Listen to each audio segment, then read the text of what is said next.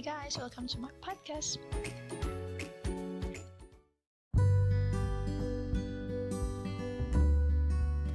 Assalamualaikum, halo teman-teman semua, kembali lagi di podcastnya Mutia.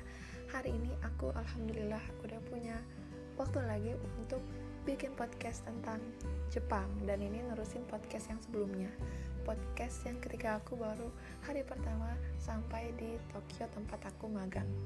Nah teman-teman semua, sebelumnya terima kasih buat teman-teman yang sudah kasih saran di kolom komentar. Terima kasih banget, insya Allah nanti akan dipertimbangkan kalau misalnya memungkinkan. Kalau misalnya nggak memungkinkan, mohon maaf, jadi tidak bisa direalisasikan.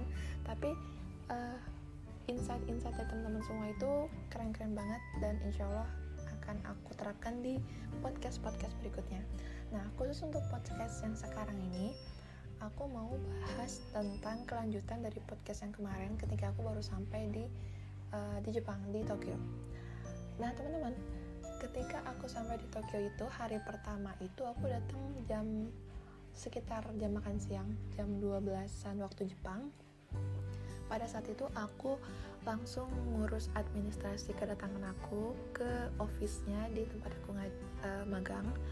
Nah, di sana aku dikasih berbagai instruksi tentang kehidupan aku selama 2 minggu ke depan untuk magang di sana, termasuk seperti dormitory aku di mana, terus aturan-aturan yang ada di dormitory itu seperti apa.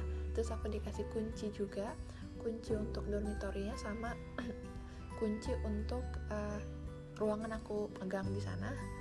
Terus aku juga dikenalin sama beberapa orang yang akan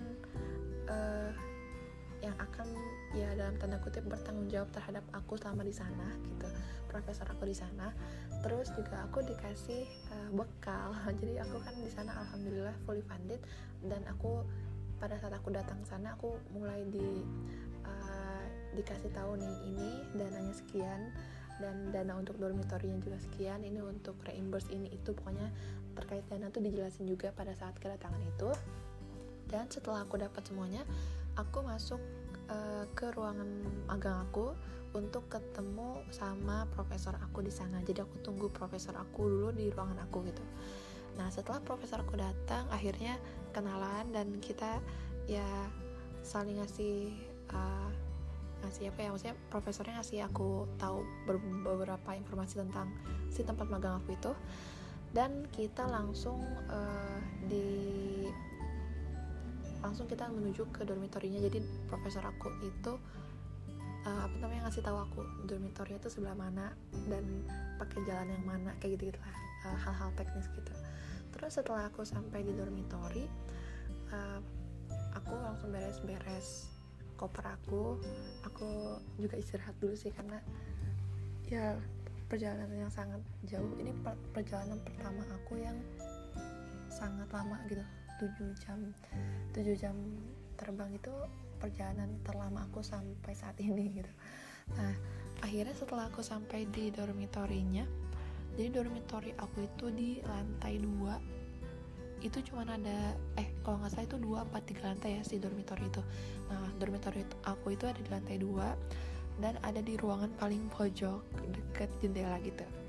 Nah, terus akhirnya aku beres-beres koper aku juga melihat situasi di kamar aku kayak apa, dan itu menurut aku dormitorynya keren banget ya, kayak nyaman banget sih, itu benar-benar nyaman dan bagus banget.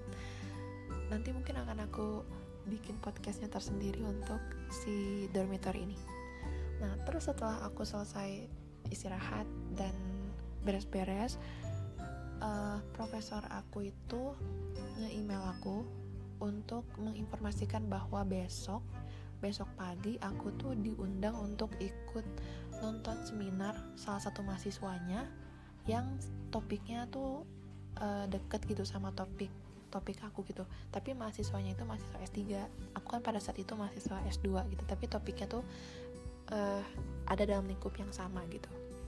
Nah, akhirnya besoknya itu, ini udah hari kedua aku di Jepang. Besoknya itu aku langsung mengikuti instruksi profesor aku untuk ikut seminar ke gedung yang berbeda sebenarnya.